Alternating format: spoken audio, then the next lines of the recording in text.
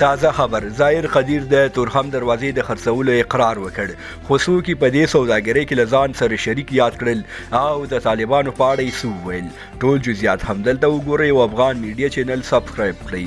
د افغانستان د تیر جمهوریت د ولسی جرګې لومړي مرستیال حاجي عبدالظاهر قدیر د جمهوریت د یو ملي او شرموونکي خیانت پرده پورته کړې ده ظاهر قدیر په خپل ایکس ادرس لیکلی دی زه په حیث د یو داسې کس چې په جمهوریت کې پاتې شوی یم پاکستان په لسګونو کیلومتره د افغانستان خاور لاندې کړې ده مګر موږ څه وکړل دا مو وکړه چې د شاه محمود میاخیل په لاس مو ورسره تورخم د رسمي دروازې په توګه پرانیست شړل شوي سپي همداره زیاته کړې ده چې جمهوریت په پټ او ښکاره ډول د هیواد یو شمېر سیمې خرڅې کړي دي خو دا یې نه دي ویلي چې په دې ملي خیانتونو او شرموونکي عملونو کې زه هم ورسره شریک وم